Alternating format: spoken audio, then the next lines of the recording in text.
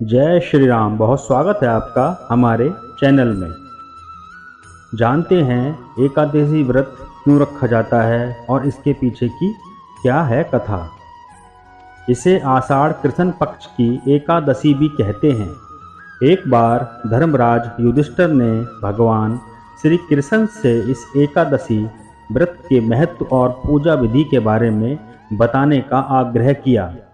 तब भगवान श्री कृष्ण ने युधिष्ठिर से कहा कि आषाढ़ कृष्ण एकादशी को योगिनी एकादशी कहते हैं। योगिनी एकादशी का व्रत रखने वाले को समस्त पापों से मुक्ति मिलती है, वह स्वर्ग में स्थान प्राप्त करता है, उसे 80,000 ब्राह्मणों को भोजन कराने जितना पुण्य प्राप्त होता है। तुम्हें पुराणों में वर्णित योगिनी एकादशी व्रत की कथा और महिमा बताता हूँ। योगिनी एकादशी व्रत कथा। भगवान श्री कृष्ण ने योगिनी एकादशी व्रत कथा कुछ इस प्रकार सुनाई थी। स्वर्ग के अलकापुरी में कुबेर नाम का एक राजा था। वह शिव भक्त था। नियम पूर्वक रोज महादेव की पूजा करता था। हेम नामक माली शिव पूजा के लिए फूल दिया करता था। हेमा की पत्नी विशालाक्षी थी जो बहुत ही सुंदर थी।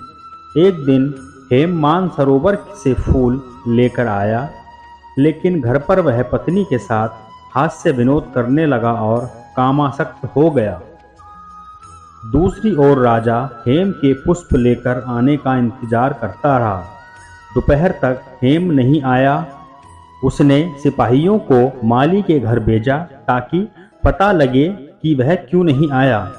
सिपाही हेम के घर से लौट कर आए और राजा को बताया कि वह नीच प्रवृत्ति का है, वह अति कामी है, वह अपनी पत्नी के साथ रमण कर रहा होगा। राजा कुबेर ने हेम को दरबार में बुलाया। वह कांप रहा था। राजा ने क्रोध में कहा कि तुम पापी और अधर्मी हो, सिर्फ पूजा के लिए फूल लेकर नहीं आए, तुमने भगवान भोलेनाथ का अनादर किया है, तुम श्राप के योग्य हो। राजा ने हेम को श्राप दिया कि वह पृथ्वी लोक पर जाकर कोढ़ी होगा और पत्नी का वियोग सहन करेगा। श्राप के कारण हेम तुरंत ही स्वर्ग से धरती पर गिर गया। पूरे शरीर में सफ़ेद कोढ़ हो गया। उसकी पत्नी भी कहीं गायब हो गई। धरती पर उसने बहुत ही दुख भोगे। जंगल में वह बिना भोजन और पानी के भटकता रहा। रात में सो नहीं पाता था। शिव कृपा से उसे पिछले जन्म की बातें याद थीं। एक दिन वह मार्कंड ऋषि के आश्रम में पहुंच गया। उसने मार्कंड ऋषि के पैर पकड़ लिए। उसने अपनी पूरी कहानी उनको बताई। तब मार्कंड ऋषि ने कहा कि वह एक व्रत के बारे में बता रहे हैं जिसको करने से उद्धार हो जाएगा। उन्होंने कहा कि यदि तुम आषाढ़ कृष्ण एकादशी का व्रत विधि पूर्वक करोगे तो पाप मुक्त हो जाओगे।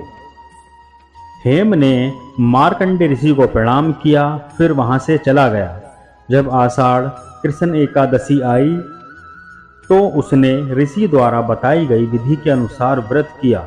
भगवान विष्णु की कृपा से उसका कोढ़ ठीक हो गया और वह अपने पूर्व स्वरूप में आ गया। वह फिर से अपनी पत्नी विशालाक्षी के साथ स्वर्ग में सुखपूर्वक रहने लगा। तो ये थी कथा योगिनी एकादशी की कि ये क्यों रखी जाती है, क्यों इसका व्रत रखा जाता है, इसका व्रत रखने से हमें कितना पुण्य मिलता है। तो दोस्तों, अगर आपको आज की वीडियो अच्छी लगी है तो वीडियो को लाइक करें, और अगर आपने हमारा चैनल अभी तक सब्सक्राइब नहीं किया है तो चैनल को सब्सक्राइब करें। साथ ही नोटिफिकेशन की बेल आइकन को प्रेस करें जिससे आपको हमारी आगे आने वाली हर वीडियो की अपडेट मिल सके। चलिए दोस्तों, मिलते हैं आपसे अगली वीडियो में। आपका दिन शुभ हो।